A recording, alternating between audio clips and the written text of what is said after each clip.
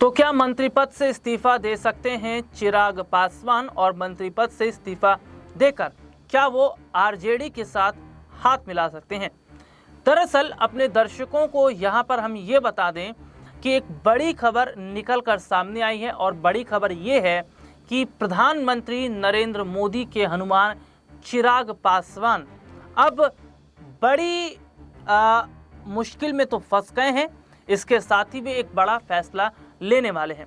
दरअसल काफ़ी समय से चिराग पासवान और पीएम मोदी के जो रिश्ते हैं वे लगातार अगर हम कहें तो बिगड़ते चले जा रहे थे। लगातार इनके रिश्तों में तल्खियां देखने को मिल रही थी। हालात इस तरीके के बन गए थे कि ये देखा जा रहा था कि किस मोड़ पर जो है ये आकर जो है वे खड़े हो गए। तो देखिए सबसे बड़ी बात क्या है कि चिराग पासवान अपनी ही सरकार पर लगातार निशाना साधते रहे हैं।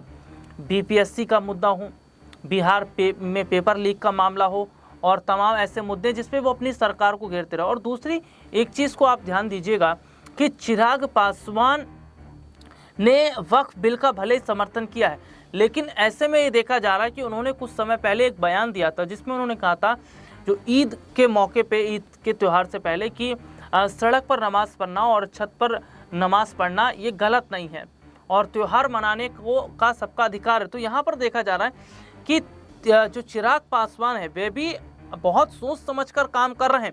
और दूसरी तरफ ये देखा जा रहा है कि चिराग पासवान ने एक रास्ता अपने लिए खोल रखा है, वो आरजेडी की तरफ जाने का, क्योंकि चिराग पासवान ने अभी तक लालू परिवार पर एक बार भी निशाना नहीं साधा है और एक बार भी उन्होंने लालू परिवार को लेकर कोई गलत बात नहीं की है।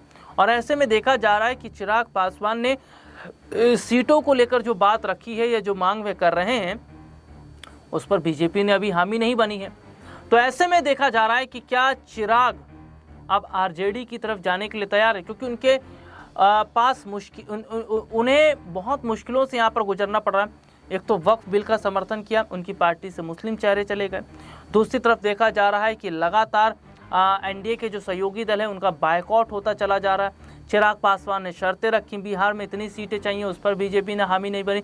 तो जो मौजूदा समय की स्थिति है, जो मौजूदा समय के हालात हैं, वो ये साफ तौर पर बता रहे हैं कि क्या आने वाले वक्त में, क्या आने वाले समय के अंदर जो माहौल है वे पूरी तरीके से बदलता हुआ नज़र आएगा, क्या तस्वीर पूरी तरीके से बदलती नज़र आएगी। और यहाँ पर चिराग पासवान की अगर मैं बात करता हूँ तो चिराग पासवान जिस तरीके से अब अपनी ही सरकार के खिलाफ तो अब नज़र आ ही रहे हैं, और दूसरी तरफ देखा जा रहा है कि मंत्री पद छोड़कर वे अब आरजेडी की तरफ जा सकते हैं, क्योंकि जो बीजेपी है वे उनकी शर्तों को फिलहाल मानती नज़र नहीं आ रही है।